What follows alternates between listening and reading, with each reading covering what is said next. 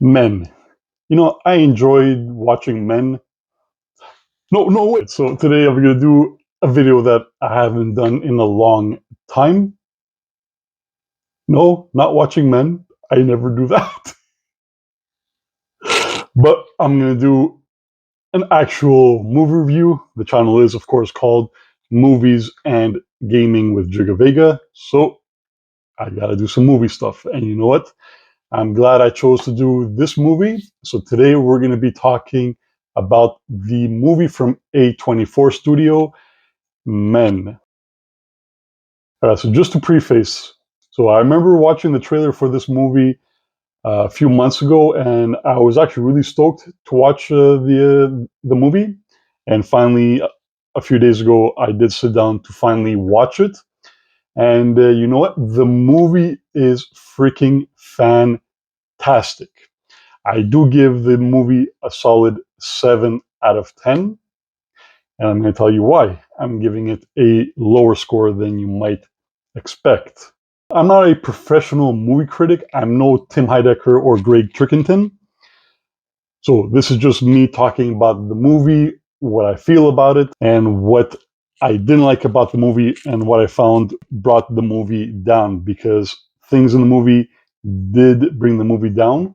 I'm going to have to avoid copyright claims and potential blocking of the video, so I'm not going to be including any video clips. Maybe I'll use trailer clips for the movie. There is a lot of things in the movie that I didn't understand. There's a lot of mythology in the movie. There's a lot of folklore. There's a lot of very, very interesting stuff that is in the movie. So I'm not going to bore you guys with talking about the movie, what happens from beginning to end, but I'm going to give you guys the basic synopsis. So the movie is made by a fellow dude like me, Alex Garland. So, and I have seen this guy's movies in the past. So, movies that he's done is Ex Machina.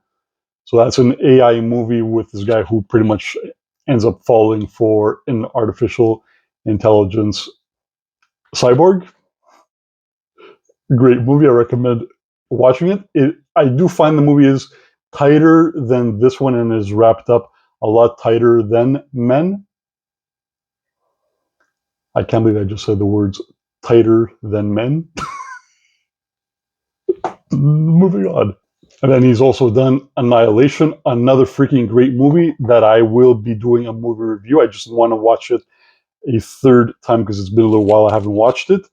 And also he's made the movie 28 Days Later. So you might notice one movie stands out from all of these movies: Men, Annihilation, and Ex Machina. And that's 28 Days Later. It is a zombie movie and it is an actual horror movie, whereas Men is a psychological horror movie. But what do the other movies have in common outside of 28 Days Later?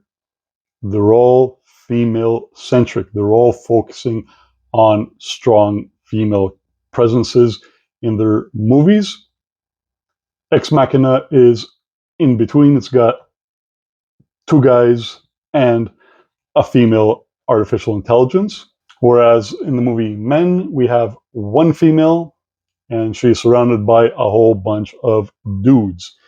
So, like I said, I'm not going to go into details talking about the movie because I would rather talk about the things that confused me and the things that undid the movie for me. One of the major things I really liked about the movie, the acting, everybody in the movie, stellar performance. Everybody is on point with the acting. 10 out of 10. It was all great. You can't fault any of the actors for doing a poor job at the role. So you have the protagonist, Harper, that's played by Jessie Buckley. And then you have the antagonist of the movie, Jeffrey, that's played by Rory Kinnear. So my absolute favorite aspect of the movie is the cinematography. So I'm wearing green on purpose because the best things in the movie are the cinematography. So you have a whole bunch of scenes where it's in the nature and you got these beautiful lush green forests, foliage everywhere, plants, and it's amazingly well shot. The panning, the centering with certain parts of the video that I'm going to get into in a moment.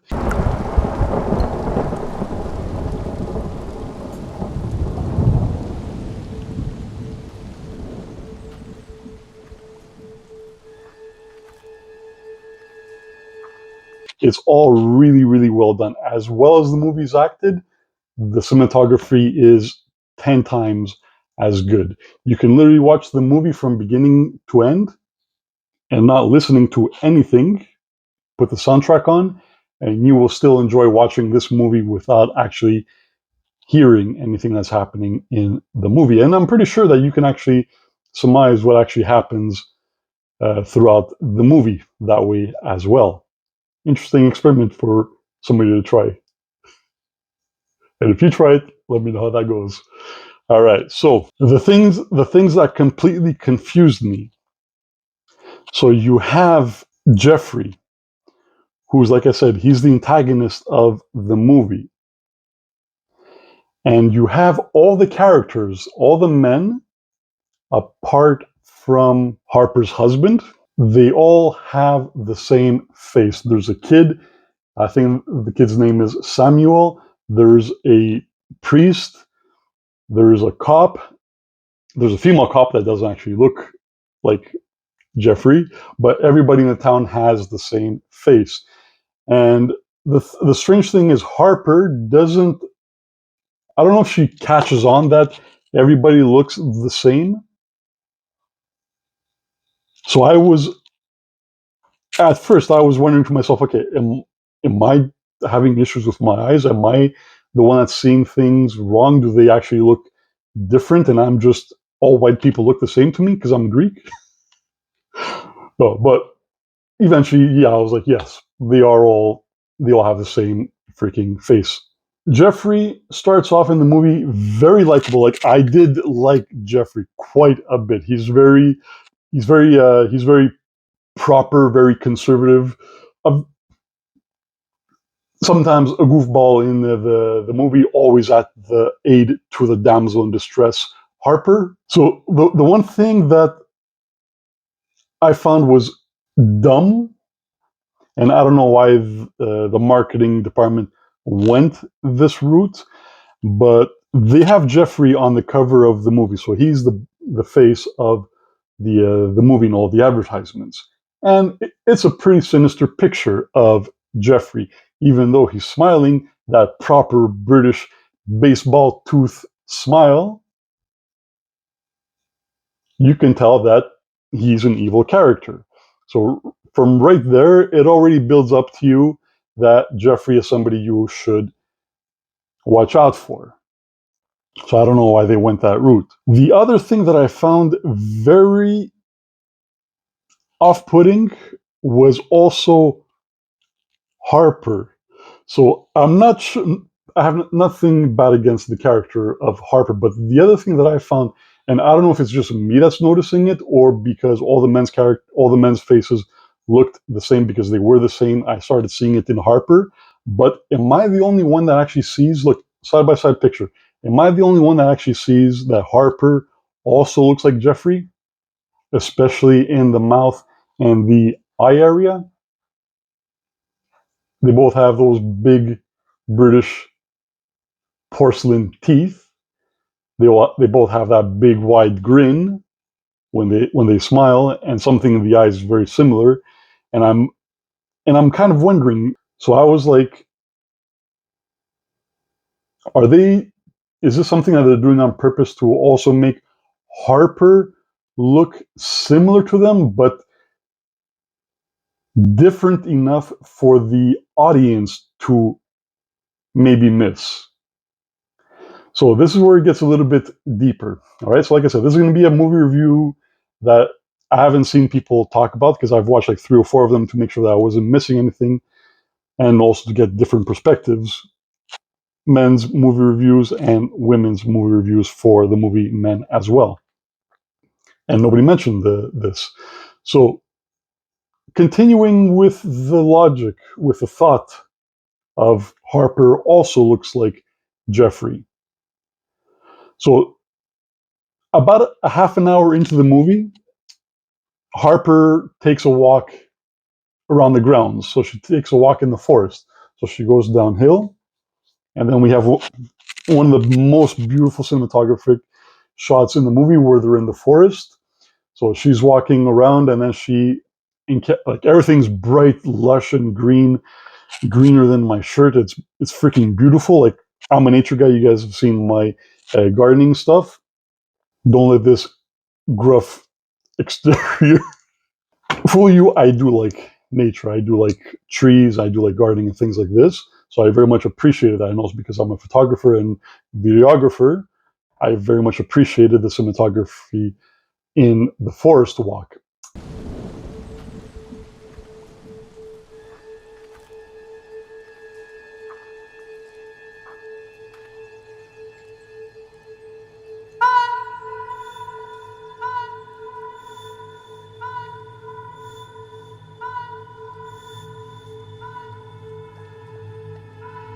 So then she gets to a tunnel, and it's a long, long, and big, dark tunnel. And the only breaks you have is the brightness at the entrance and the exit.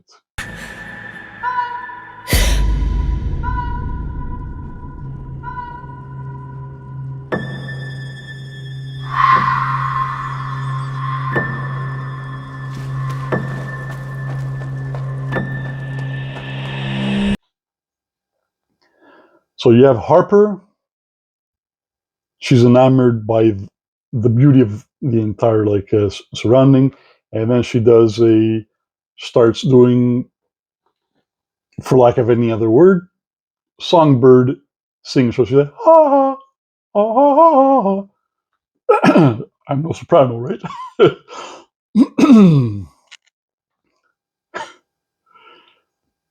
And then, of course, in the long dark tunnel, the echo gets played back to her. So she keeps on playing back and forth with her songbird singing and the echo coming back to her.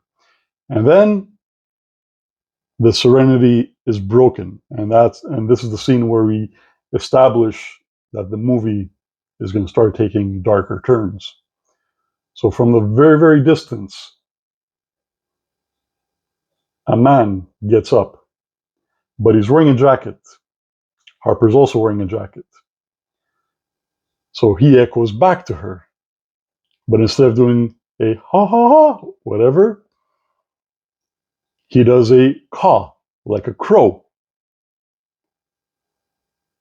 So he's like, I don't know if I could do it, but he's like, ah, ah. And that freaks her out. So the reason why I'm talking about this, so the rest of the movie, that character, he's buck naked. Throughout the rest of the movie, he's buck naked.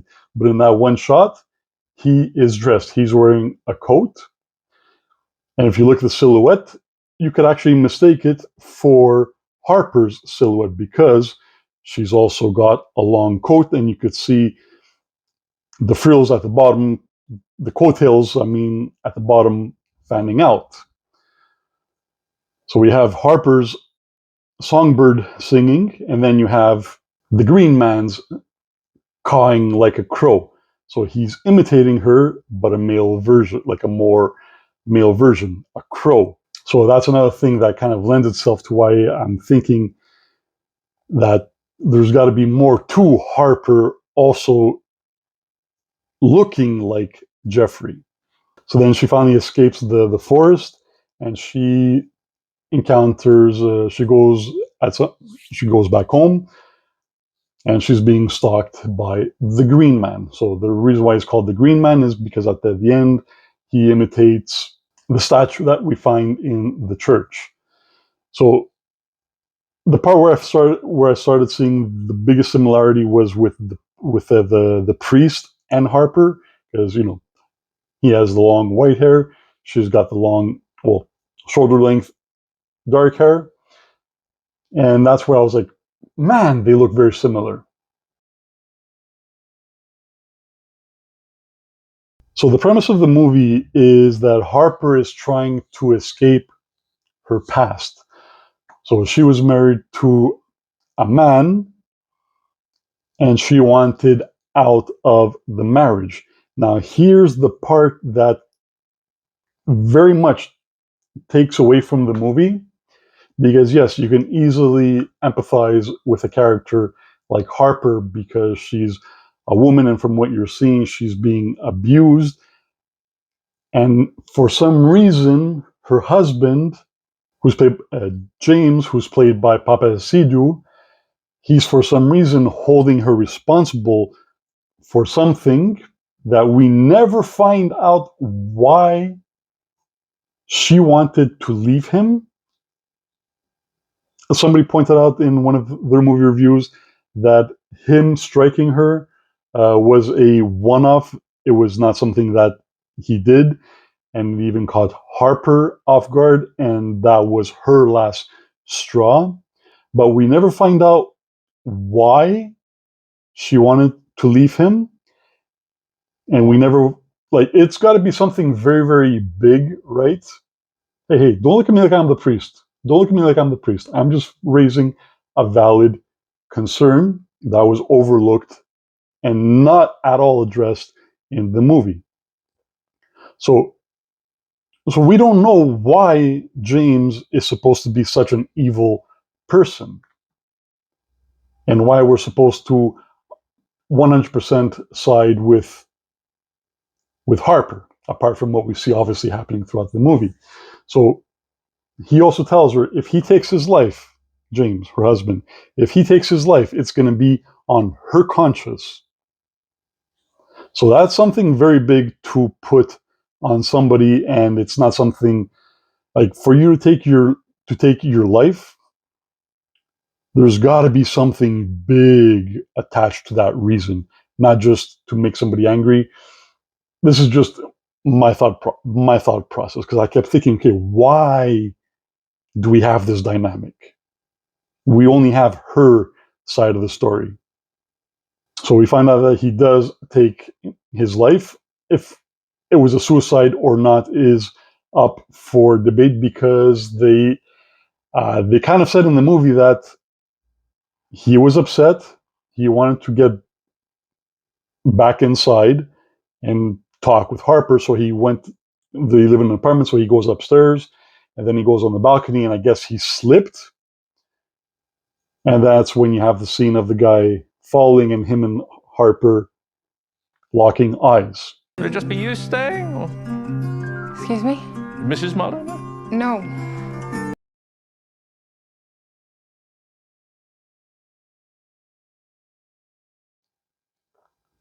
So he falls and he cuts his arm all along here. So it's split in half. And also because he landed feet first on the railing. So he's like this. So he's got his arm on the railing split open because he's got the spike through his the palm of his hand. I wonder if the guy wanted. I wonder if the director wanted to reference, like a Jesus-like image for for whatever purpose. So he landed feet first. So his foot was completely broken at the lower shin, just above the ankle. So all this stuff is very important. So the movie keeps on playing out, and everybody is very suspicious, dismissive of Harper. So they finally arrest the streaker, and then we start cutting away. So don't forget, there was a point where the priest was asking Harper, implying Harper, what if you forgave James or asked him why maybe he would still be alive? Valid question, but obviously, like anybody, it would upset you, so it upset the Harper, so she left, told him to frig off.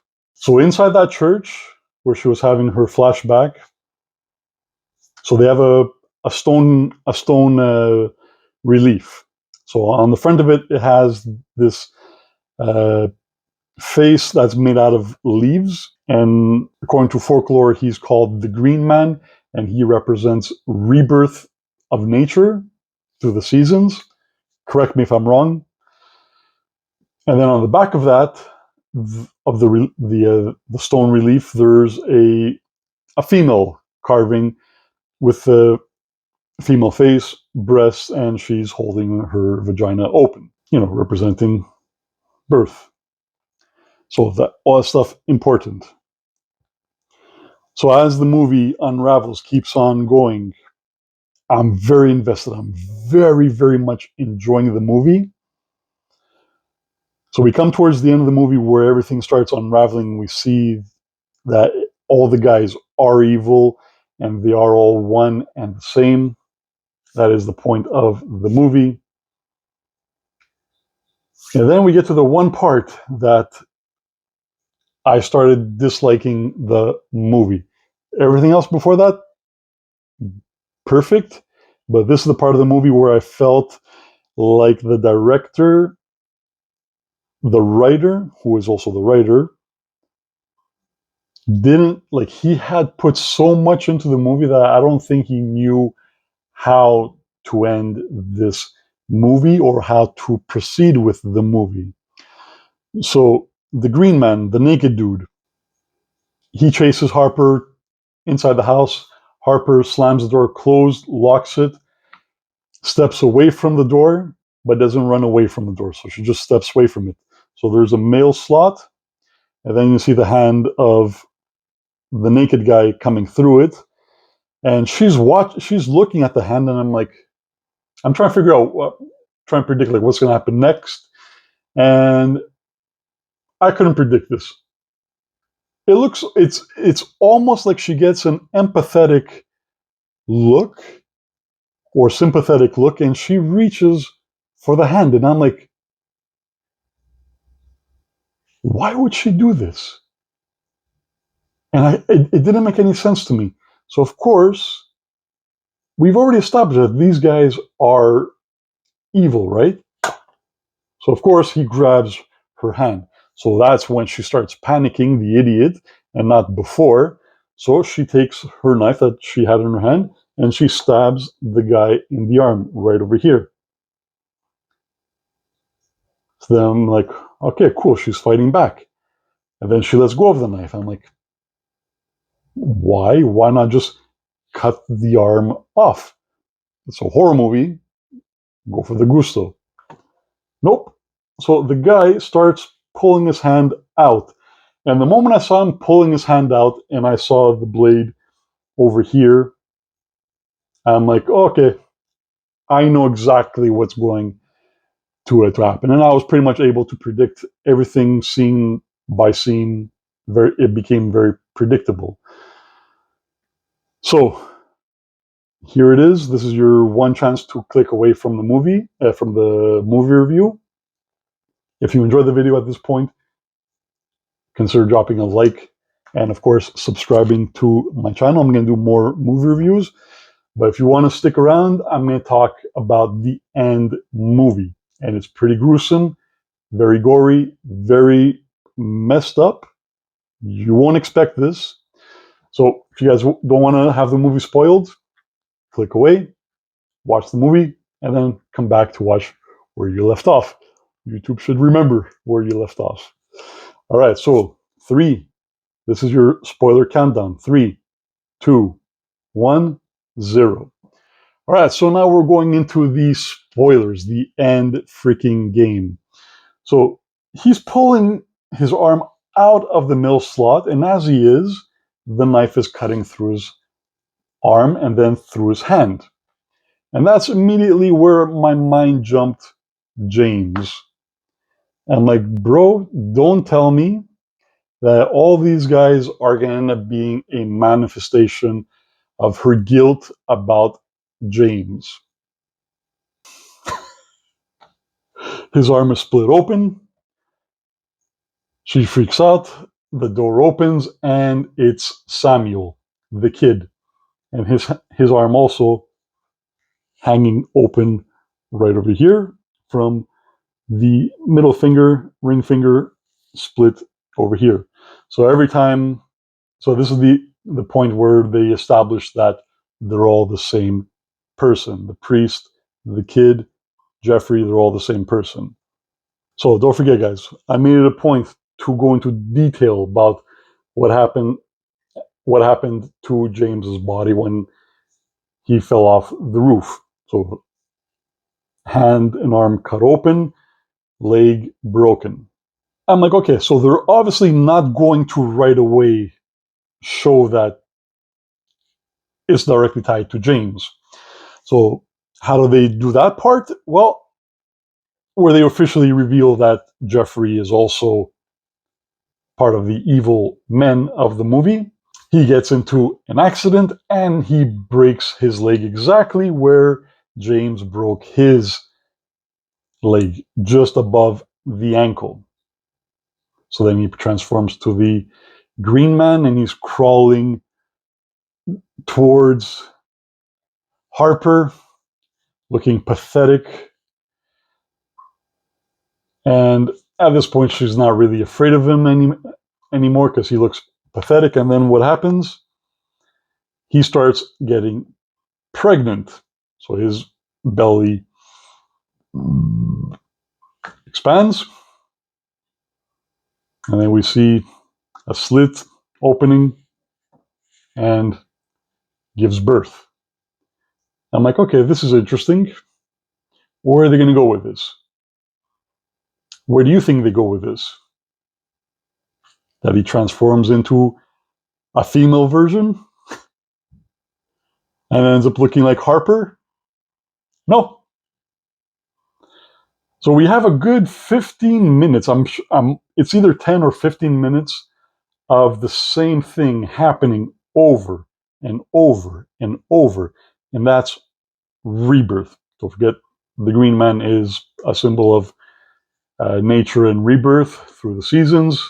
So he gives birth to the priest. He gives birth to Samuel the kid, and then Samuel. Like, this is the part that pissed me off. So even Samuel the kid, I don't remember. I don't know how old he was supposed to play, but to me, he looks like a kid, maybe 10, 12 years old boy. So he also gets pregnant, and if I remember correctly, I think his slit was at the just at the bottom of the belly. So he also gives birth, and then I'm pretty sure it was Samuel who finally gives birth to James. And I'm like, I had checked out. I had checked out 6 births ago. The movie became very boring. Then they sit down. So don't forget, James is dead. All these people are supposed to be manifestations in her psyche.